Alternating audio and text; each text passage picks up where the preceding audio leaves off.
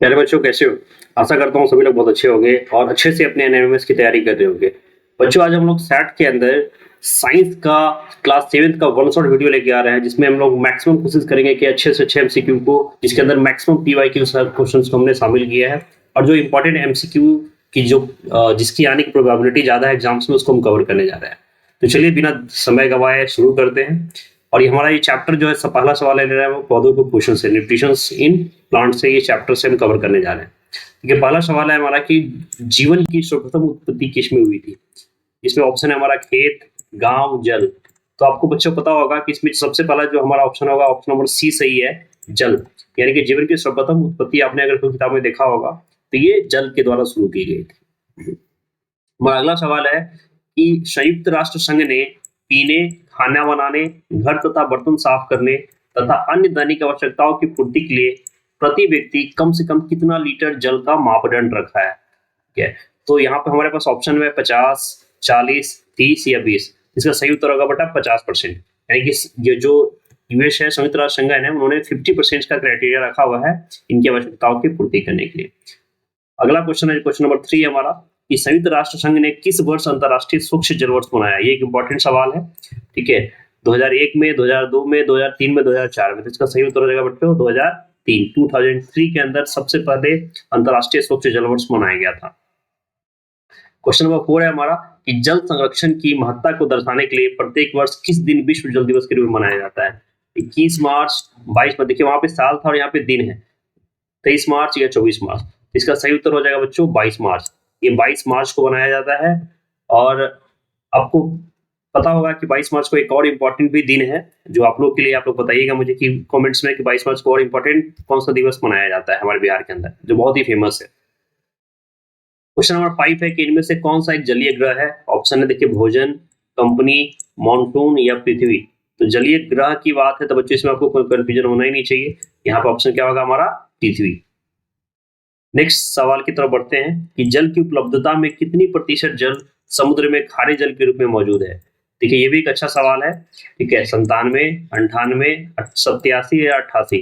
तो बच्चों 97% जल जो है, आपको पता होगा, आपने ऐसे भी याद रखा है कि हमारे पास 2 या 3% ही जल ऐसे है जो पीने युक्त है, जो जो भूमिगत जल जिसको हम लोग बोलते हैं जमीन के अंदर। तो ऑलमोस्ट बाकी हिस्सा कैसे है, समुद्र के रूप में, खारे जल के रूप में। यानी कि 97% ऑलमोस्ट आपका जो है समुद्र में खारे जल के रूप में मौजूद होता है।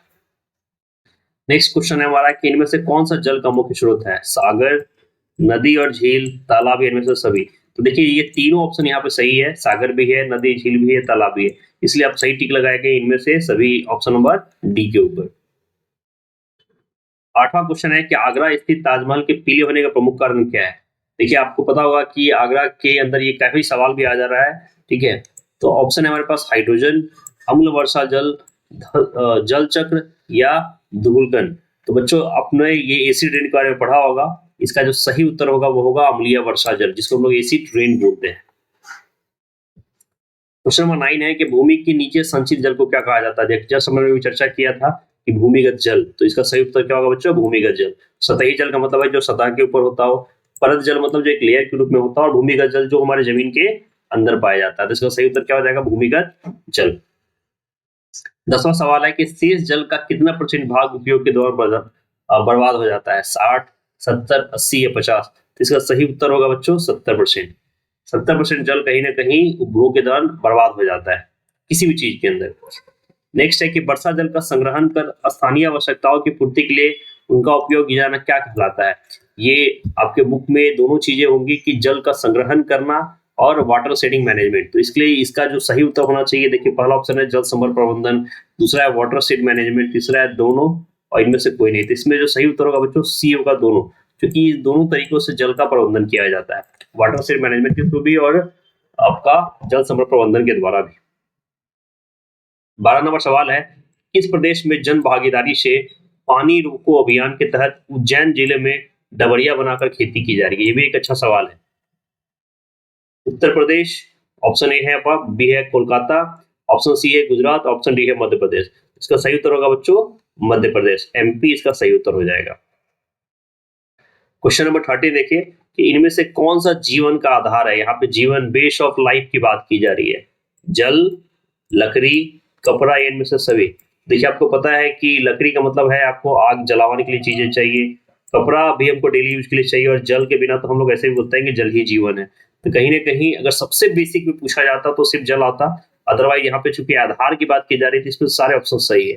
तो सॉरी यहाँ पे सिर्फ बेस की बात की जा रही है, तो जीवन के आधार की बात की जाए बच्चों,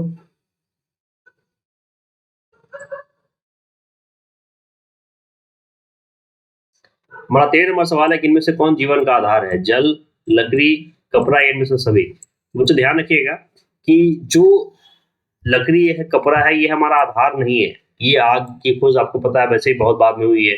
अभी भी बहुत सारे ऐसे आदि मानव हैं, आपको पता होगा जो कभी कपड़ा नहीं पहनते थे। लेकिन जल ही जीवन है, ये सबूत हमको हमेशा मिलता रहता है। तो बिना जल के क्या संभव है? इसका सही उत्तर क्या हो जाएगा? ए, जल। नेक्स्ट क्वेश्चन है कि पृथ्वी से वायुमंडल तथा वायुमंडल से पृथ्वी पर जल के चक्रीय आवागमन को क्या कहा जाता है? ठीक है, तो ऑप्शन है ए हाइड्रोजन, अम्ल वर्षा जल, सी है धूल चक्र और डी है धूलकण। तो यहाँ पे देखिए बच्चों इसको कहा जाता है वाटर साइकिल, जल चक्र, क्योंकि वायुमंडल और पृथ्वी पर जल की चक्रीय है तो यहाँ पे जल का चक्र का मतलब ही है जल चक्र, इसलिए ऑप्शन नंबर सी इसका सही उत्तर होगा। 15 नंबर क्वेश्चन देखिए, फ्रांस में जल की बर्बादी को रोकने के लिए किसकी बहाली की गई है? ऑप्शन है हमारा वायु police, option B Bihar police, option C army, option D जल पुलिस। तो इसलिए जब जल की बर्बादी को रोकना होगा तो बच्चों बाकी आर्मी और वहाँ पे क्या करेगी, बिहार पुलिस तो जाएगी नहीं। इसका सही उत्तर हो जाएगा जल पुलिस। ये तो आप लोग ऐसे ही आसानी से लगा लोगे। क्वेश्चन नंबर 16 है कि जल की बर्बादी के रोकने के लिए किस विधि से सिंचाई करनी चाहिए? बहुत अच्छा सवाल है। एक ऑप्शन नंबर है ड्रिप विधि। ड्रिप विधि मतलब होता है एक बूंद बूंद करके, ठीक है, ड्रिपिंग करके, इंजेक्शन जैसे हम लोग करते हैं ना, ड्रिप करना, उसी तरीके से इंजेक्ट करके। इसके अलावा नल के द्वारा डायरेक्टली, और ऑप्शन सी है कुआं का द्वारा। इनमें से कोई नहीं। तो देखिए जो सबसे पानी कम बर्बाद होने वाली विधि है वो आपका ड्रिप विधि है। इसमें पानी बर्बाद होने के चांसेस ना के बराबर है, ये डायरेक्टली इंजेक्ट कर दिया जाता है। तो सही उत्तर होना चाहिए बेटा ऑप्शन ए। क्वेश्चन नंबर 17 है कि किनको राजस्थान के जल पुरुष के नाम से जाता है? यहाँ पे को नहीं, के होना चाहिए। राजस्थान के जल पुरुष के नाम से जाना जाता है। अच्छा सवाल है। जयप्रकाश नारायण को, राजेंद्र प्रसाद को, कपिल यादव को या फिर जगदीश चंद्र माथुर को? तो इसका सही उत्तर होगा राजेंद्र प्रसाद को। इनको राजस्थान के जल पुरुष के नाम से जाना जाता है। 18 नंबर सवाल है कि खेत का पानी खेत में ही रोकने की संरचना को क्या कहा जाता है? रेन वाटर, डबरी, ड्रिप विधि या इनमें से कोई नहीं था। हमको पता है बच्चे पहले डबरी वाला कॉन्सेप्ट बहुत ज्यादा चलता था, तो इसको कहा जाता है डबरी। जो हम लोग पानी को खेत में एक तरह से बांध टाइप का बना के इस किनारे पे डरेर इसको बोलते हैं, उसको डबरी या फिर गाँव में डरेर भी कहा जाता है। तो डबरी के द्वारा इसको रोका जाता है, संरचना किया जाता है। 19 है कि जलीय ग्रह किसे कहा जाता है? तो बच्चों आपको पता है जलीय ग्रह का मतलब ही पृथ्वी है, तो आपको मंगल पृथ्वी से तो सोचना ही नहीं है। सही उत्तर हो जाएगा ऑप्शन नंबर बी, पृथ्वी। 20 नंबर सवाल है कि जल की कमी के लिए उत्तरदायी नहीं है कौन? अत्यधिक वर्षा, औद्योगिकीकरण, कमी की बात हो जा रही है, वनों की कटाई और बढ़ती जनसंख्या। तो इसमें देखिए यहाँ पर सवाल ठीक से देखिए, नहीं है पूछा जा रहा है। तो अब इसलिए जब नहीं है कि पूछी की बात की जाएगी तो यहाँ पे अगर अधिक वर्षा होगा तो क्या जल की कमी होगी? लेकिन बाकी जितने भी ऑप्शन है इससे कहीं ना कहीं जल का ज्यादा कंज्यूमेशन होता है। तो हमारा सही उत्तर क्या हो जाएगा? Option number A. देखिए इसमें जल्दी से लोग बोलते हुए घबराहट में कहीं ना कहीं गलत ऑप्शन लगा देते हैं। क्वेश्चन को ध्यान से पढ़ना है कि यहाँ पे उत्तरदायी नहीं है, तो ऑप्शन नंबर ए हमारा यहाँ पे सही उत्तर हो जाएगा। अब इसमें ये जल से रिलेटेड था, इसी चैप्टर का एक सेकंड पार्ट कहीं ना कहीं वन से रिलेटेड है, तो उसके भी क्वेश्चंस पे हम लोग कवर करेंगे। उसका जो पहला सवाल है उसमें क्या है कि वनों से हमें अनेक जीवन उपयोगी वस्तु प्राप्त होती है, जिसके कारण इसे क्या कहा जाता है? तो देखिए ऑप्शन ए है सफेद वायु, सम्मान सोना, हरा सोना, इनमें से कोई नहीं। तो चूंकि देखिए वन है, सोना दोनों जगह है, लेकिन कंफ्यूज नहीं होना, क्योंकि यहाँ पे वन के मतलब हरे पेड़ पौधे होते हैं, तो यहाँ पे हरा सोना कहा जाता है, ग्रीन गोल्ड के नाम से इसको जाना जाता है। क्वेश्चन नंबर 2 है कि मनुष्यों को भोजन, वस्त्र तथा आवास उपलब्ध कराने में किसकी महत्वपूर्ण भूमिका है? खेत का, जानवर का, वन का, इनमें से कोई नहीं। तो ऑब्वियसली यहाँ पे वन की सबसे महत्वपूर्ण भूमिका होती है, जो आपको तीनों चीज प्रदान करता है। तीसरा सवाल है कि चंदन के वृक्ष से क्या बनाए जाते हैं? क्या लकड़ी बनाई जाती है, पाउडर, अगरबत्ती, इनमें से सभी? ये तीनों चीज आपको पता है, चंदन की लकड़ी है, पाउडर, अगरबत्ती, तीनों मार्केट में सेल होती है। तो ऑप्शन नंबर डी जो है इनमें से सभी, ये सही उत्तर है यहाँ पे। चौथा सवाल है कि इनमें से कौन इमारती लकड़ी प्रदान करने वाला वृक्ष आता है? इमारती मतलब इमारत खड़े करने का, बिल्डिंग स्ट्रक्चर। सागवान, शीशम, देवदार, शखुआ, इनमें से सभी। तो ये देखो ये तीनों लकड़ियां बहुत फेमस है, शीशम, देवदार हो, शखुआ और सागवान हो, और तीनों के फर्नीचर हो, बेस हो, इनको बनाने में काम आते हैं। यहाँ पे ऑप्शन नंबर डी सही होगा। अगला सवाल है कि प्रकृति का फेफड़ा किसे कहा जाता है? मंगल ग्रह को, पृथ्वी को, वन को, इनमें से कोई नहीं। तो इसलिए प्रकृति का फेफड़ा कहा जाता है वन को बेटा, है ना। इसका सही उत्तर हो जाएगा one, option number C. Next सवाल देखिए, कुछ पौधों में बीज तथा फल का प्रकीर्णन किसके द्वारा होता है? यहाँ पे प्रकीर्णन क्रिया की बात की जा रही है, वनों के द्वारा, जंतुओं के द्वारा, फल के द्वारा या पृथ्वी के द्वारा। ये तीनों तो हो ही नहीं सकते, तो ऑप्शन नंबर बी आपका सही होगा, जंतुओं के द्वारा प्रकीर्णन होता है यहाँ पे। अगला सवाल है कि इनमें से किसे मुर्दाखोर जीव कहा जाता है? मुर्दाखोर मतलब जो मुर्दाओं को खाते हो, जो दूसरे पे डिपेंडेंट होते हो, सियार, गिद्ध, कौवा या चिल, इनमें से सभी। अब देखिए ये जितने भी हैं आपको दिए, सभी आपने देखा होगा, गिद्ध हो, सियार हो, कौवा, चिल हो, तो जो जाने हुए मरे हुए जानवर होते हैं उनके ऊपर, बॉडी के ऊपर आसानी से वो खाते हैं। तो कहीं ना कहीं इनमें से सही ऑप्शन नंबर डी इसका सही हो जाएगा। क्वेश्चन नंबर 8 है कि टाटा इंस्टीट्यूट के अनुसार स्वच्छ पर्यावरण के लिए एक व्यक्ति पर कितने पेड़ होने चाहिए? 16, 18, 20 या 22? इसका सही उत्तर होगा 16। टाटा के अनुसार हर स्वच्छ पर्यावरण के लिए एक व्यक्ति पर कम से कम 16 पेड़ होने चाहिए। क्वेश्चन नंबर 9 है कि संयुक्त राष्ट्र ने किस वर्ष को अंतरराष्ट्रीय वन वर्ष मनाने की घोषणा की? इंपॉर्टेंट सवाल है, ये याद रखना है। ठीक है, 2019 को, 18 को, 11 को या 12 को? तो इसका सही उत्तर हो जाएगा 2011। 2011 को अंतरराष्ट्रीय वन वर्ष मनाने की घोषणा की गई है। अगला सवाल देखिए, किस पौधे से रंग प्राप्त होता है? नीम से, मेहंदी से, चंदन से या आम से? तो बच्चों मेहंदी के पौधे से रंग प्राप्त किया जाता है, इसका सही उत्तर होगा बी। नेक्स्ट सवाल है कि इनमें से कौन वन उत्पादन नहीं है? मोम, शीशा, शहद या माचिस? तो आपको पता है शीशा वन में नहीं पाया जाता है, इसको मैन्युफैक्चर किया जाता है। बाकी मोम हो, शहद, माचिस सभी पेड़ों से निकलते हैं। तो इसका सही उत्तर हो जाएगा ऑप्शन नंबर बी, शीशा। अगला सवाल है कि कौन अपघटक पौधों तथा जंतुओं के अवशेषों को परिवर्तित करते हैं? मिट्टी, लकड़ी, ह्यूमस या बालू? इसका सही उत्तर हो जाएगा बच्चों ह्यूमस। देखिए अपघटक मतलब होता है उसके अवशेष, जो जंतुओं को जो गलने सड़ने के बाद की चीजें होती है, तो उससे ऑब्वियसली ह्यूमस का निर्माण होता है। एक तरह से खाद टाइप का होता है ये।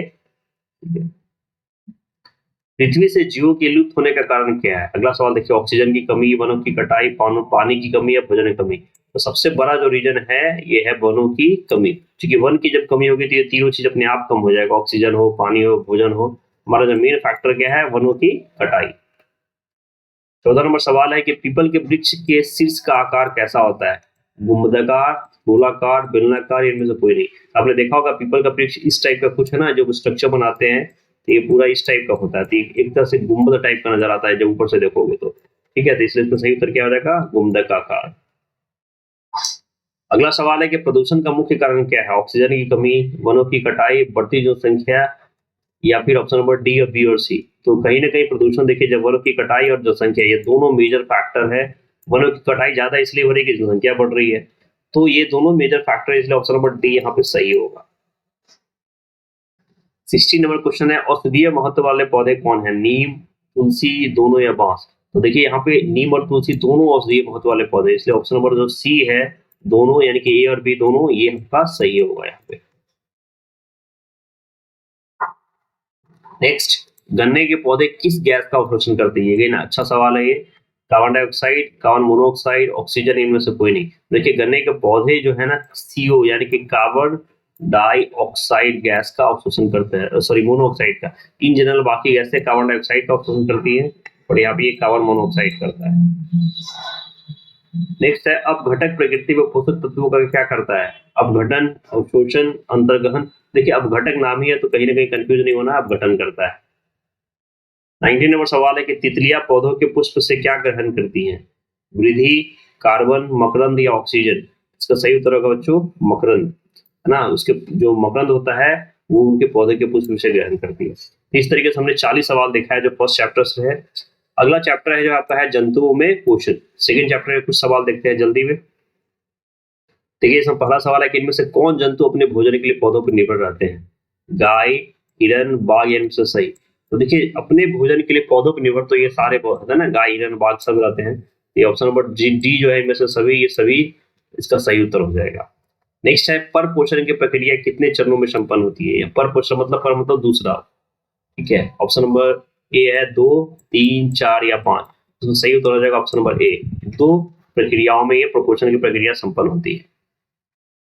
तीसरा सवाल है कि एंजाइम की उपस्थिति में भोजन के जटिल स्वरूपों को ऐसे सरलता रूप में परिवर्तित करना जिनका उपयोग आवश्यकतानुसार शारीरिक कोशिकाओं में हो सके, क्या कहलाता है?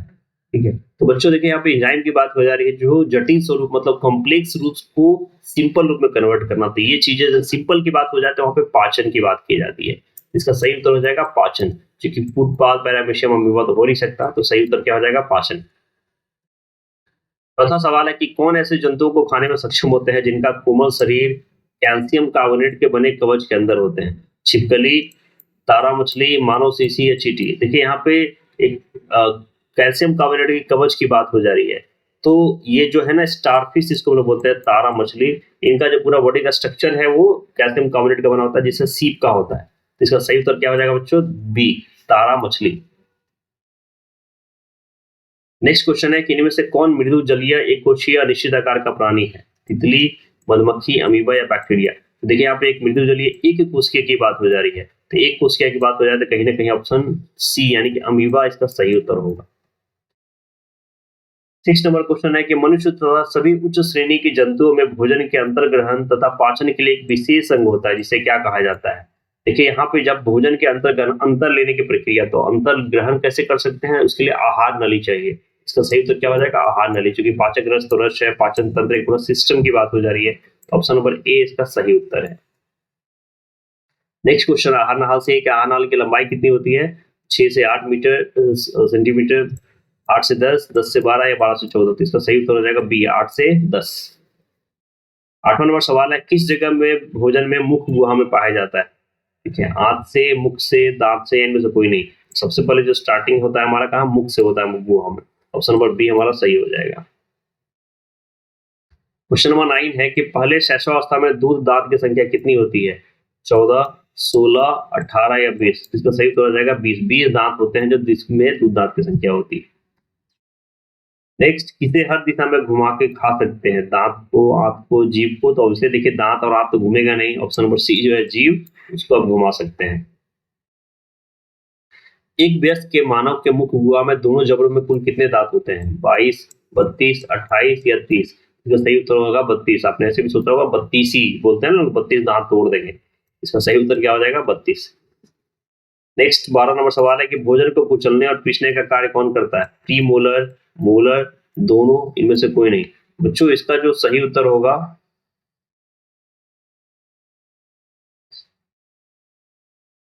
तो भोजन को कुचलने और पीसने का कार्य कौन करता है? तो इसका सही उत्तर हो जाएगा प्रीमोलर और मोलर, दोनों मिलके ये काम करते हैं ना, इसलिए इसका सही उत्तर हो जाएगा दोनों। नेक्स्ट है मुख गुहा में लार ग्रंथियां कितनी होती है? 1 जोड़ी, 3 जोड़ी, 4 जोड़ी। यहाँ पे 4 नहीं होगा, 4 होगा, या 6 जोड़ी। इसका सही उत्तर हो जाएगा 3 जोड़ी, यानी कि टोटल जो 6 होती है लार ग्रंथियां होती है, जोड़ा में 3 होती है। आहार नाल का सबसे चौड़ा भाग क्या कहलाता है? छोटी आंत, पित्त केवली, अमाशय या बड़ी आंत। इसका सही उत्तर हो जाएगा अमाशय। अमाशय आहार नाल का सबसे चौड़ा भाग होता है, विड्थ सबसे ज्यादा इसकी होती है। क्वेश्चन नंबर 15 है कि जठर रस तथा हाइड्रोक्लोरिक एसिड का स्राव किसमें होता है? अम्लता। छोटी आंत में, ग्रास नली में, आमाशय में या मुग्गा में। तो जहां पे हाइड्रोक्लोरिक एसिड की बात हो जाए वहां पे आमाशय का नाम याद रखिए। इसका सही उत्तर हो जाएगा सी, आमाशय। नेक्स्ट, अमीबा भोजन का पाचन किसमें होता है? साइटोप्लाज्म में, मुख गुहा में, दोनों में या भोजन रसदानी में। देखिए अमीबा एक कोशिकीय जीव होता है, इसमें ये सारी चीजें पाई नहीं जाती है, तो इसका जो भोजन रसदानी है जिसके थ्रू अंदर लेता है, उसी मुंह में सारा काम हो जाता है। ऑप्शन नंबर डी सही है इसमें। नेक्स्ट है, किसमें अपचे भोजन से जल का अवशोषण होता है? छोटी आंत में, बड़ी आंत में, अमाशय। देखिए जल का ऑब्जर्वेशन करता है आपका बड़ी आंत, कहिए ऑप्शन नंबर बी, जिसको लार्ज इंटेस्टाइन बोलते हैं हम लोग, तो बड़ी आंत इसका सही उत्तर हो जाएगा। प्रश्न नंबर 18 है कि स्टार्च नमक कार्बोहाइड्रेट का पाचन कहाँ शुरू होता है? छोटी आंत में, ग्रास नली में, आमाशय में, मुख गुहा में। तो सही उत्तर हो जाएगा मुख गुहा। ये सारे इंपॉर्टेंट सवाल है जो आप लोग देख रहे हो डायरेक्टली पूछे जाते हैं, यानी कि स्टार्च का जो पाचन होता है वो मुख गुहा से शुरू होता है, याद रखिएगा। नेक्स्ट है, गुदा मार्ग से अपने अपचे भोजन को बाहर निकालने के लिए आपका कहा जाता है? बहिष्करण, अवकरण, यकृत, इनमें से कहीं नहीं। तो बाहर जहां है तो वहां बही वर्ड आ जाता है, तो सही उत्तर हो जाएगा ए, बहिष्करण। तो बच्चों हमारा अगला चैप्टर है पदार्थ में रासायनिक परिवर्तन। इसमें सबसे पहला सवाल हम लोग लेते हैं। सबसे पहला सवाल क्या है कि दूध को दही में बदलना क्या कहलाता है? अवशोषण, अवकरण, परिवर्तन या इनमें से कोई नहीं। तो देखिए दूध को दही बदलना क्या एक परिवर्तन की प्रक्रिया है, अब इसलिए एक रासायनिक परिवर्तन है ना। अगर परिवर्तन में पूछा जाए किस टाइप का परिवर्तन, तो ये आपका एक रासायनिक परिवर्तन हो जाएगा। तो हमारा ऑप्शन उत्तर नंबर जो सी है वो सही हो जाएगा। नेक्स्ट है कि वो परिवर्तन जिसमें पदार्थ के भौतिक गुण परिवर्तित होते हैं क्या कहलाता है। देखिए यहाँ पे भौतिक गुण की बात की जा रही है, तो क्या उसको परिवर्तन कहते हैं, भौतिक परिवर्तन कहते हैं, रासायनिक कहते हैं, इनमें से सही। तो जैसे ही भौतिक गुण की बात हो जा रही है तो वहां पे क्या हो जाएगा, भौतिक परिवर्तन हो जाएगा। ऑप्शन नंबर बी सही होगा हमारा। नेक्स्ट है कि पदार्थ का रंग उसका भौतिक गुण है, अतः पदार्थ के रंग में परिवर्तन क्या कहलाता है। तो देखिए बच्चों अगर पदार्थ का सिर्फ रंग बदले तो क्या परिवर्तन है, भौतिक परिवर्तन है, रासायनिक परिवर्तन है, इनमें से सभी। तो यहाँ पे सिर्फ रंग की बात की जा रही है तो भौतिक परिवर्तन है। अगर उसका रंग उसका भौतिक गुण है तो रंग में परिवर्तन होगा, क्या हो जाएगा, भौतिक परिवर्तन। यहाँ कंफ्यूज नहीं होना है, क्योंकि जनरल आपने पढ़ा होगा कि रासायनिक परिवर्तन के अंदर हमारा जब कभी गैस में हो, रिलीज हो और रंग में परिवर्तन हो जाए तो वहां पे क्या पूरे पदार्थ ही बदल जाते हैं। लेकिन यहाँ पर सिर्फ बात की जा रही है कि पदार्थ का रंग अगर उसका भौतिक गुण है, इसलिए यहाँ पे भौतिक परिवर्तन इसका सही उत्तर होगा। नेक्स्ट है कि इनमें से कौन सा पदार्थ द्रव में घुलता है, नमक, कॉपर सल्फेट, फेरस सल्फेट, इनमें से सभी। देखिए बच्चों नमक, कॉपर सल्फेट यानी कि CuFeSO4, फेरस सल्फेट FeSO4 ये सारे जल में घुलनशील होते हैं, यानी कि सारे पदार्थ द्रव में घुल जाते हैं। तो इसलिए यहाँ पर सही उत्तर क्या होगा हमारा, इनमें से सभी। यानी कि ये नाम अलग से भी याद रखना है हमको, कॉपर सल्फेट, फेरस सल्फेट और नमक तो हम जानते ही। नेक्स्ट है किसे रासायनिक अभिक्रिया भी कहते हैं, परिवर्तन को, भौतिक परिवर्तन को, रासायनिक परिवर्तन को, इनमें से सभी। तो देखिए रासायनिक अभिक्रिया रासायनिक परिवर्तन को कहा जाता है, भौतिक परिवर्तन को भौतिक प्रक्रिया करते हैं। नेक्स्ट है धातु को पीटकर उसका पत्थर बनाना क्या कहलाता है, परिवर्तन, भौतिक परिवर्तन, रासायनिक परिवर्तन या फिर इनमें से सभी। तो बच्चों याद रखिएगा धातु को पीट कर आपको पता भौतिक गुण के अंदर होता है, यानी कि भौतिक परिवर्तन का एग्जाम्पल है। क्योंकि धातु को पीटने से धातु तो नहीं बदल जाता ना, धातु तो वही रहता है, तो वो क्या चेंज होगा क्या, तो इसलिए वो क्या हो जाएगा हमारा भौतिक परिवर्तन के अंदर ही आएगा। नेक्स्ट है कोल को जलाने में, कोल मतलब कोयला, कार्बन वायु का ऑक्सीजन से संयोग कर एक नया पदार्थ बनाता है, वो पदार्थ कौन सा है। देखिए यहाँ पे जब कोल की बात करेंगे यानी कि कार्बन की बात की जा रही है, और वायु के मतलब C+ क्या हो जाएगा हमारा O2। तो आपको पता है जब C+O2 बनाएगा तो क्या बनाता है बच्चा, ये बनाता है आपका CO2, और इसी CO2 को क्या बोलते हैं, कार्बन डाइऑक्साइड। यानी इसका सही उत्तर क्या हो जाएगा हमारा, कार्बन डाइऑक्साइड। एक चीज और देखिए यहाँ पे कंफ्यूज नहीं होना, यहाँ पे ऑप्शन हमारा है कार्बन मोनोऑक्साइड का भी। ये कार्बन मोनोऑक्साइड हमारा कब होता, जब ऑक्सीजन से संयुक्त तो करता है लेकिन ऑक्सीजन पर्याप्त मात्रा में नहीं मिलता, यानी कि अपर्याप्त मात्रा में मिलता है, तो वहां पे कौन सा गैस बन जाता है, CO, जिसको कार्बन मोनोऑक्साइड बोलते हैं। यहाँ के लिए कार्बन डाइऑक्साइड होगा, इसमें कंफ्यूज नहीं होना है। क्वेश्चन नंबर 8 है कोयले का जलना क्या कहलाता था, इसलिए कोयले का जलना क्या एक रासायनिक परिवर्तन है, क्योंकि यहाँ पे जस्ट हमने देखा था कार्बन प्लस ऑक्सीजन के संयुक्त से कार्बन डाइऑक्साइड गैस बनता है, कोयले के जलने के बाद एक नया गैस बनता है, ऊष्मा निकलती है, ठीक है, तो ये रासायनिक परिवर्तन का उदाहरण होगा। नेक्स्ट है आज तक लगभग कितने ज्ञात तत्व ज्ञात हो चुके हैं, तो आपको पता है यहाँ पे टोटल 106 तत्वों के बारे में हमें पता चल चुका है, यहाँ पे ऑप्शन नंबर बी हमारा सही हो जाएगा। नेक्स्ट है कार्बन डाइऑक्साइड का रासायनिक नाम क्या है, तो ऑब्वियसली कार्बन डाइऑक्साइड का रासायनिक नाम क्या है, CO2, यानी रासायनिक नाम या रासायनिक सूत्र कहिए यहाँ पे, ऑप्शन नंबर ए जो है CO2 कार्बन डाइऑक्साइड का हो जाएगा। O2 क्या होता है बेटा, ऑक्सीजन है, NaCO3 नाइट्रोजन हाइड्रोजन कार्बोनेट होता है, ठीक है। नेक्स्ट है कि लोहा वायु को ऑक्सीजन एवं नमी से अभिक्रिया कर लाल भूरे रंग का एक नया ठोस पदार्थ बनाता है, जिसे क्या कहते हैं, तो बच्चा इसको बोलते हैं जंग लगना। इसी को हम लोगों ने पढ़ा था, रस्टिंग ऑफ आयरन, रस्ट है ना, ये जो नया पदार्थ होता है उसको क्या बोलते हैं, जो रस्ट होता है। तो वो आपने देखा होगा घर में हमारे कोई भी लोहा हो तो उसके ऊपर एक लाल भूरे रंग की परत बन जाती है, जिसको हम लोग बोलते हैं कि जंग लग गया। नेक्स्ट है कपड़ा धोने वाला सोडा के जलीय विलयन में नींबू का रस डालने पे क्या होता है, ये इंपॉर्टेंट क्वेश्चन है बच्चा। देखिए कपड़ा धोने वाला सोडा के जलीय विलयन में, यानी कि जो सोडियम हाइड्रोजन कार्बोनेट होता है, जब उसमें नींबू का रस डालते हैं तो नींबू का रस से क्या होता है, एसिड, और ये सोडा क्या होता है, बेस। तो उसके बाद देखिए क्या बनता है, गैस रिलीज होता है, जिसमें किसको बोलते हैं, carbon dioxide gas. Option number A यहाँ पे सही हो जाएगा। तो याद रखिएगा कि सोडियम हाइड्रोजन कार्बोनेट के साथ जब हम लोग एक नींबू का रस यानी कि एसिडिक का रिएक्शन कराते हैं तो वहां पे CO2 गैस रिलीज होता है।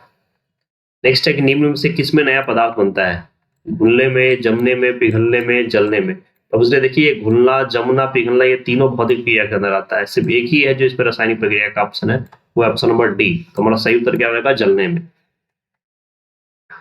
14 नंबर क्वेश्चन है किसमें जंग लगता है, नमी रहित वायु में, नम वायु में, वायु रहित नमी में, से किसी नहीं। तो देखिए आपने पढ़ा था भी कि नमी जहां पे पानी होगा यानी कि नम वायु होगा, वहीं पे हमारा क्या होगा, जंग लगेगा। नेक्स्ट निम्न में से किस प्रक्रिया में प्रकाश अवशोषित होता है? यहाँ पर अवशोषित की बात की जा रही है, जंग लगने में, जलने में, ऊर्ध्वपातन में, प्रकाश संश्लेषण में। तो ये तीनों का तो कोई मतलब ही नहीं है, तो यहाँ बचा है क्या? प्रकाश संश्लेषण। ऑप्शन नंबर डी आपका सही उत्तर है यहाँ पे। नेक्स्ट है, ऊर्ध्वपातन की घटना होने वाले पदार्थ कौन है? नौशादर, कपूर, दोनों। तो आपको पता होगा नौशादर और कपूर दोनों ऊर्ध्वपातन होते हैं। आप लोगों को मैं बताऊं ऊर्ध्वपातन क्या होता है? उसमें एक ऐसा पदार्थ जो बिना इस द्रव्य में बदले हुए सीधा गैस में परिवर्तित हो जाता है। इसमें नौशादर और कपूर दोनों होता है। आपने देखा होगा उसको, अगर आप उसको ओपन छोड़ दीजिएगा खुली हवा के संपर्क में तो पिघलेगा नहीं, तुरंत गायब हो जाएगा, यानी कि हवा में मिल जाएगा। ठीक है, इसमें नौशादर और कपूर दोनों उसके एग्जाम्पल है। तो ऑप्शन नंबर सी आपका जो है सही उत्तर होगा। नेक्स्ट है, गर्म करने पर प्रसारित होने वाला पदार्थ कौन है? लोहा, मिश्र धातु, वायु, इनमें से सही। देखिए ऑप्शन जो लोहा, मिश्र धातु और वायु है, ठीक है, ये सारे क्या गर्म होने पर प्रसारित होते हैं, फैलते हैं। ठीक है, तो ऑप्शन नंबर डी जो है सही, वो सभी इसका सही उत्तर हो जाएगा। नेक्स्ट है, पदार्थ की अवस्था में परिवर्तन क्या आता है? तो पदार्थ की अवस्था में क्या परिवर्तन क्या बोलते हैं? ये तो परिभाषा में आपने पढ़ा है, इसको भौतिक प्रक्रिया कहा जाता है, यानी कि भौतिक परिवर्तन कहते हैं। तो ऑप्शन नंबर जो बी है हमारा सही उत्तर होगा, भौतिक परिवर्तन। 90 नंबर क्वेश्चन है कि लोहे को जंग लगने से रोकने की दो विधियां कौन कौन सी है? पेंट करना, यस्त्रीकरण, या दोनों? तो दोनों तरीकों से जो है हम लोहे को जंग लगने से बचाते हैं, इसलिए ऑप्शन नंबर सी जो है दोनों, वो सही उत्तर होगा। चलिए अगला चैप्टर जो हम लोग शुरू कर रहे हैं वो है आपका है गति एवं समय। अच्छा चैप्टर है ये भी, इससे भी काफी सवाल आते हैं। देखिए यहाँ पे क्वेश्चन क्या है, किसी वस्तु द्वारा किसी समय अंतराल में तय की गई दूरी और उस समय अंतराल के अनुपात को उस वस्तु का क्या कहते हैं? तो बच्चा कहते हैं चाल। आपने पढ़ा भी होगा, चाल इक्वल टू दूरी बटा समय, ये फॉर्मूला होता है ना। इसका सही उत्तर क्या हो जाएगा? चाल। नेक्स्ट है, यदि कोई वस्तु बराबर समय अंतराल में बराबर दूरी तय करे तो उसकी गति को क्या कहा जाता है? तो देखिए यहाँ पे जैसे ही आया, समय अंतराल भी सेम है और गति भी सेम है, यानी पे यहाँ पे यूनिफॉर्म मोशन की बात हो जा रही है, यूनिफॉर्म स्पीड की बात की जा रही है। यहाँ पे तो सही उत्तर क्या हो जाएगा? एक समान, यानी कि देखिए बराबर समय बराबर अंतराल, यानी कि एक समान गति। इसका सही उत्तर क्या हो जाएगा? ए। नेक्स्ट, यदि वस्तु की गति समरूप हो तो वस्तु की वास्तविक चाल किसके बराबर होती है? तो अच्छा, जब वस्तु कहीं भी समरूप होगा तो ये औसत चाल बताता है। इसका यहाँ ऑप्शन देखिए क्या है, क्या? हाँ, तो ऑप्शन नंबर सी जो हमारा है औसत चाल, ये सही हो जाएगा, क्योंकि वो दोलक नहीं हो सकता, ये औसत दूरी नहीं हो सकती, चाल हो जाएगी यहाँ पे। ठीक है, नेक्स्ट क्वेश्चन नंबर 4 है कि भारी गोले को हम सरल दोलक को क्या कहते हैं? तो देखिए आपको याद होगा भारी गोले को कहा जाता है लोलक। ठीक है, इसका सही उत्तर क्या हो जाएगा? ऑप्शन नंबर डी, यानी कि भारी गोले को हम लोग लोलक के नाम से भी जानते हैं। मोलक, सरल, दोलक गति नहीं होगा, ऑप्शन नंबर डी लोलक सही उत्तर हो जाएगा। 5वां सवाल है कि लटकन बिंदु से लोलक के केंद्र को हम क्या बोलते हैं? यानी कि जो जैसे ये व्हाइट है और यहाँ से ये जो लटक रहा है, तो इसकी दूरी को क्या कहा जाता है? ठीक है, तो ये जो बच्चा है यहाँ पे ऑब्वियसली ये किस चीज को शो करेगा? तो ये जो हिस्सा होगा ये क्या होगा? लंबाई ना। तो यहाँ पे ऑप्शन नंबर जो बी है दोलक की लंबाई, ये इसका सही उत्तर होगा। ठीक है, प्रश्न नंबर 6 है कि समय का मूल मात्रक क्या होता है? टाइम का, तो इसलिए टाइम किस में दिखाते हैं? सेकंड में ना। तो टाइम का जो बेसिक यूनिट होता है वो सेकंड है। ऐसे तो मिनट, घंटा, ये सारे टाइम के ही यूनिट होते हैं, लेकिन जो बेसिक होती है आपको पता है 7 बेसिक यूनिट होती है। जो मूल मात्रक है उसमें हमारा टाइम का क्या होता है? सेकंड, ऐसे डिनोट करते हैं इसको। तो ऑप्शन नंबर डी। 7वां सवाल है, प्रसिद्ध कोणार्क मंदिर है जिसमें एक विशेष प्रकार की धूप घड़ियां लगाया गया, जिसे क्या कहते हैं? इसका नाम है काल चक्र। इसको याद रखिएगा, काल भैरव तो भगवान के रूप का नाम है, काल मापी नहीं। इसका सही उत्तर हो जाएगा ऑप्शन नंबर ए का। ये भी अच्छा सवाल है। 8वां सवाल है कि स्कूटर, मोटरसाइकिल आदि में से उसी पैमाने पर एक सरल रेखा में लिखे गए अंक हमेशा बदलते रहते हैं, उसे क्या कहा जाता है? तो देखिए आपने देखा होगा जो अंक बदलता है उसको क्या बोलते हैं? दूरी मापी, यानी कि डिस्टेंस मेजर करने के लिए इसका यूज किया जाता है। उसको हम लोग क्या बोलते हैं? दूरी मापी। चाल मापी तो स्पीडोमीटर होता है आपका, ठीक है, 2 मीटर होता है ना, स्पीडोमीटर एक ऑडोमीटर। तो यहाँ पे दूरी मीटर जो दूरी मापी जो ऑडोमीटर होता है उसकी बात की जा रही है। 9वां सवाल है कि किसी वस्तु की गति तेज है या धीमी, इस बात का कैसे पता चलेगा? तो देखिए वस्तु की गति है तो वस्तु की गति से तो है कि वस्तु की भार से है कि वस्तु की चाल से है, इनमें से कोई नहीं। तो इसलिए जब तक आप चाल नहीं आपको पता होगा तब तक आप क्या बता सकते हैं? गति से तो नहीं बताएंगे ना, चाल से पता कर सकते हैं कि स्लो है या फास्ट है। ऑप्शन नंबर जो सी है इसका सही उत्तर होगा। नेक्स्ट है, दो शहरों की बीच की दूरी किस मात्रक से मापते हैं? मिनट से तो नहीं नाप सकते, घंटा या टाइम का है। डिस्टेंस का है कि यहाँ पे दूरी का मात्रक क्या है? किलोमीटर। ऑप्शन नंबर सी आपका सही हो जाएगा। 11वां सवाल है कि झूमा झूमी पर बच्चे की गति कैसी होती है? ठीक है, देखिए यहाँ झूमा झूमी का मतलब क्या है? हिलने डोलने वाला। तो यहाँ पे झूलने की बात हो रही थी, डोलनी, यानी कि डोलता रहता है ना, तो यहाँ पर डोलनी हो जाएगा यहाँ पे, ऑप्शन नंबर ए। नेक्स्ट है आकाश में उड़ती पतंग की गति क्या है? चक्रीय गति, आवृत्ति गति, रेखीय गति या वक्र गति। देखिए आपने पतंग को देखा होगा, अब ये सरल में पाते हैं तो ये जब उड़ता है तो यहाँ पे क्या है, एक फिक्स्ड कोई डिस्टेंस नहीं होता ना, यहाँ पे जो रस्सी का पेंडुलम, इसलिए यहाँ पे देखिए, यहाँ पे रेखीय गति तो है, वक्र तो है ही, लेकिन वक्र के अंदर के भी एक फिक्स डिस्टेंस से जुड़ा रहता है, इसलिए इसको क्या बोलते हैं, वक्र रेखीय गति। ऑप्शन नंबर डी इसका सही उत्तर होगा। 13वां नंबर सवाल है कि एक दोलक को 20 दोलन करने में 38 सेकंड लगता है, दोलक का दोलन काल क्या होगा? अब देखिए यहाँ पे इसको थोड़ा सा ये कैलकुलेटिंग वाला क्वेश्चन से इस टाइप के एक दो सवाल पूछे, तो देखिए 38 सेकंड में कितना होता है, 38 सेकंड में आपका 20 दोलन करता है, यानी कि 38 सेकंड में है ना, तो एक सेकंड में कितना करेगा आपका 38/20 अगर आप करेंगे तो टोटल कितना हो जाएगा 1.19 और 1.9 साइज हो जाएगा। तो बिल्कुल यहाँ पे ऑप्शन बी जो है 199 सेकेंड ये उत्तर हो जाएगा, 1.9 है सिंपल, यहाँ पे 1.9 सेकेंड इसका सही उत्तर हो जाएगा। नेक्स्ट है दोलक की गति क्या होती है? तो दोलक की गति कैसी होती है? आवृत्ति, है ना, सरल लिखे तो हो नहीं सकती, वृद्धि होती नहीं, घूर्णी होगी नहीं, आवृत्ति गति होगी। नेक्स्ट है मकान की छत से गिराए हुए पत्थर की गति क्या होती है? देखिए मकान से अगर आप गिराएंगे तो सीधा गिरेगा ना, तो एक सरल रेखीय गति होगी, तो ऑप्शन नंबर ए सही उत्तर हो जाएगा। बच्चों इस टाइप के एक दो सवाल जरूर रहते हैं जिसमें आपको गति पहचाननी होगी, तो ये क्वेश्चन ध्यान से करना है, ठीक है। नेक्स्ट है कि सरल दोलक के लोलक की गति क्या होती है?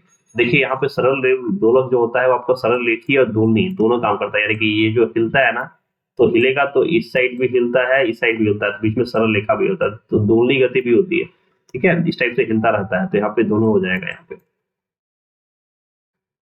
अगला सवाल है कि किसी दिए हुए सरल दोलक का दोलन काल एक दिए हुए स्थान पर क्या होता है? तो अच्छा, एक क्या नियत होता है, क्या उसकी लंबाई पर निर्भर करता है, क्या उसके लोलक की मात्रा पर निर्भर नहीं करता, तथा ए और सी दोनों। तो बच्चा देखिए यहाँ पे नियत तो होता ही है, ठीक है, और लंबाई पर निर्भर नहीं करता, उसके लोलक की मात्रा पर निर्भर करता है ऑब्वियसली। तो ऑप्शन नंबर ए और जो सी है, यानी कि जो डी, उन दोनों को एक साथ लेके चला है, वो सही हो जाएगा। तो ये हमारा उस चैप्टर का सवाल था। अगला चैप्टर हमारा है रेशो से वस्त्र तक, सिंथेटिक फाइबर्स से यहाँ पे सवाल आते हैं, देखिए। चलिए इसके इंपॉर्टेंट सवाल करते हैं। इसमें क्या है, अगला पहला प्रश्न है कि ऊन हमें किससे मिलता है? बकरी से, भेड़ से, गाय से। ये तो आप लोग सब लोग बता दोगे कि बकरी से, यहाँ किससे मिलता है? भेड़ से मिलता है, तो ऑप्शन नंबर बी आपका सही उत्तर हो जाएगा। नेक्स्ट है कि भूरा तागा कहाँ पाया जाता है? इसको याद रखना पड़ेगा। तो भूरा तागा पाया जाता है उत्तर प्रदेश में, ठीक है, पंजाब में नहीं पाया जाता, गुजरात में नहीं पाया जाता, अमेरिका में नहीं, उत्तर प्रदेश सही हो जाएगा। तीसरा सवाल है कि दरी ऊन कहाँ पाया जाता है? पंजाब में, गुजरात में, उत्तर प्रदेश में, अमेरिका में। तो सही का उत्तर याद रखिएगा, पंजाब में पाया जाता है। चौथा नंबर सवाल है कि चीन एवं ऑस्ट्रेलिया के बाद कहाँ सबसे अधिक भेड़ की संख्या है? तो बच्चों चीन और ऑस्ट्रेलिया के बाद सबसे ज्यादा संख्या आपकी भारत में है, नेपाल में नहीं है, गुजरात में नहीं, अमेरिका में नहीं। ऑप्शन नंबर सी क्या हो जाएगा? B, sorry, Bharat. पांचवा सवाल है कहाँ का भेड़ सबसे अच्छा ऊन पैदा करता है? तो नेपाल, भारत, भूटान, न्यूजीलैंड। इसका सही उत्तर हो जाएगा बच्चा न्यूजीलैंड। न्यूजीलैंड के जो भेड़ होते हैं सबसे अच्छा ऊन पैदा करता है। इसमें ज्यादातर आपको याद करने वाले सवाल है जिनको आपको याद रखना पड़ेगा। नेक्स्ट है कि भेड़ के शरीर के बाल के साथ साथ उसके चमड़े की पतली परत को काटकर अलग हुआ लेने की प्रक्रिया को क्या कहते हैं? ऊन बिनाई, ऊन उतराई, ऊन कटाई, इनमें से कोई नहीं। इसका सही उत्तर हो जाएगा ऊन कटाई बोलते हैं।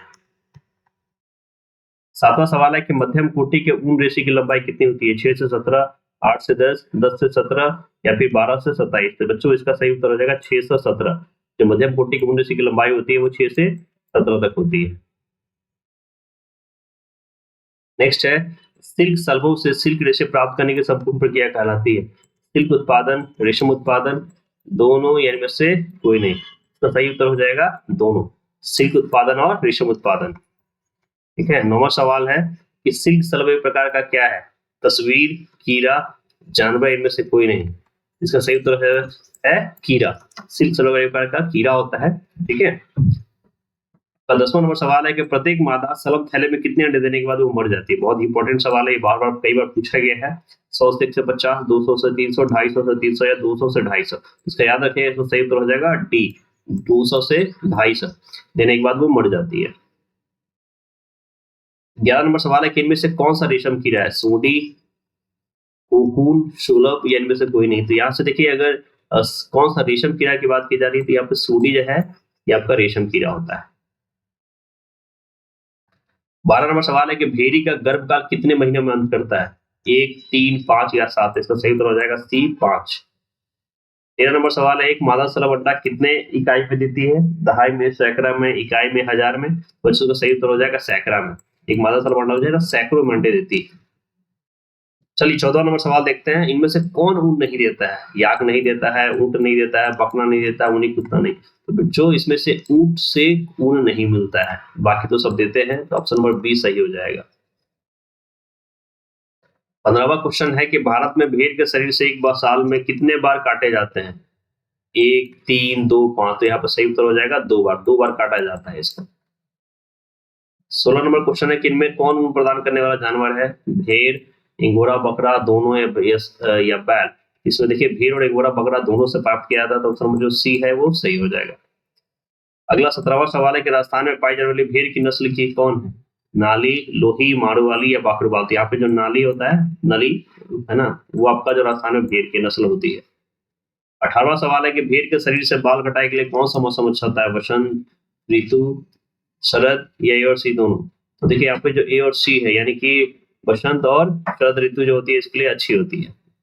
19 नंबर सवाल है कि रेशम कीड़ा का निद्रा भ्रमण काल कितने घंटे का होता है? 6, 12, 24 या 16? तो सही उत्तर है सी 24 घंटे का। 20 नंबर सवाल है कि तैयार कोकून लगभग कितना सेंटीमीटर लंबा होता है? 2, 4, 6 और 8?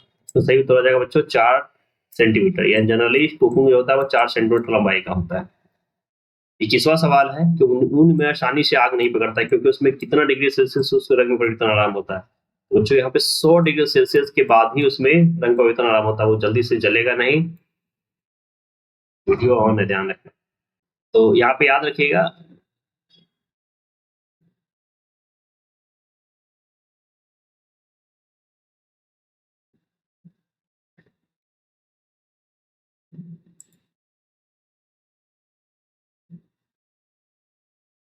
इक्कीसवां नंबर सवाल है कि ऊन में आसानी से आग नहीं पकड़ता है, क्योंकि उसमें कितना डिग्री सेल्सियस का रंग परिवर्तन प्राप्त होता है? तो जो याद रखिएगा, इसमें यहाँ पे सही उत्तर हो जाएगा 100 डिग्री सेल्सियस। 50, 60, 80 में नहीं होता है, ये 100 पे होता है। तो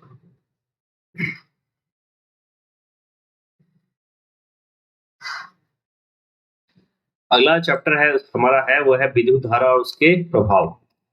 अच्छा चैप्टर है, इंपॉर्टेंस है, जहां से सवाल आते हैं। तो पहला सवाल है कि विद्युत धारा के प्रवाह को क्या कहा जाता है? विद्युत परिपथ, विद्युत धारा, विद्युत अवयव या फिर इनमें से कोई नहीं? बच्चों से कहा जाता है विद्युत धारा। ठीक है, इलेक्ट्रिक करंट। विद्युत धारा के प्रवाह क्या कहते हैं? इलेक्ट्रिक करंट कहा जाता है। नेक्स्ट है, किसी विद्युत परिपथ के विभिन्न अवयवों की अवस्था उनके प्रवृत्तियों द्वारा दिखाने वाले आरेख को क्या कहा जाता है? बच्चों यहाँ पे देखिए, यहाँ पे जब इसको याद रखने का तरीका क्या है कि परिपथ और साथ में आरेख की बात की जाती है, तो अब सही उत्तर होता है परिपथ आरेख। विद्युत परिपथ नहीं कहते हैं, आवर्ती आरेख नहीं कहते हैं, विद्युत परिपथ नहीं, उसको कहेंगे परिपथ आरेख, यानी कि डी नंबर सही उत्तर हो जाएगा।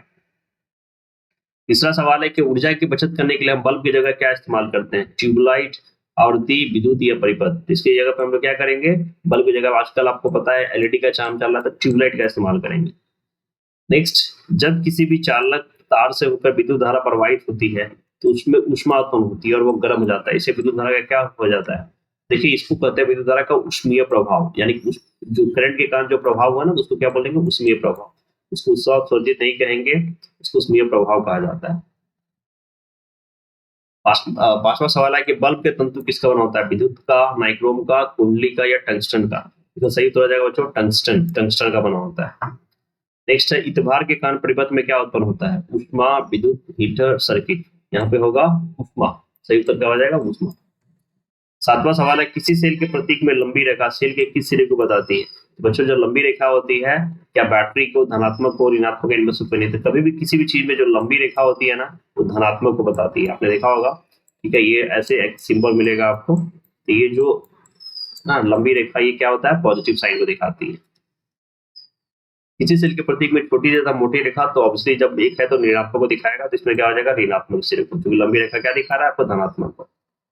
नवा सवाल है कि दो या दो से अधिक सेलों के संयोजन क्या कहते हैं? बैटरी कहते हैं, धनात्मक सिरा, ऋणात्मक सिरे में से कोई नहीं, तो इसको बोलते हैं बच्चा बैटरी। बैटरी की परिभाषा भी यही होती है कि दो या दो से अधिक सेल को जब आपस में संयोजित करते हैं तो हम क्या बोलते हैं? बैटरी का निर्माण होता है। 10वां सवाल क्या है कि विद्युत धारा के उसमें प्रभाव पर आधारित सुरक्षा उपकरण का नाम क्या है? ऊष्मा, विद्युत, फ्यूज या चुंबक? दूसरे बोलते हैं फ्यूज। इसी की जगह पे आजकल एमसीबी का यूज किया जा रहा है, मिनिएचर सर्किट ब्रेकर जिसको बोलते हैं, लेकिन अभी भी फ्यूज जनरली डिवाइस में आता है आपके। ठीक है, 11वां सवाल है, क्या विद्युत घंटी में विद्युत चुंबक का उपयोग होता है? हो सकता है हाँ, नहीं, इनमें से कोई नहीं। तो बिल्कुल होता है, विद्युत चुंबी जो है आपका विद्युत चुंबक जो है वो इस चुंबक के सिद्धांत पे ही होता है। 12वां सवाल है कि जब रूम हीटर से विद्युत धारा प्रवाहित की जाती है तब क्या होता है? विद्युत उत्सर्जित होता है, धारा प्रपथ उत्सर्जित होती है या ऊष्मा उत्सर्जित होती है? तो बच्चों, जब रूम हीटर से धारा प्रवाहित करती है तब उसका उपयोग करते हैं, ऊष्मा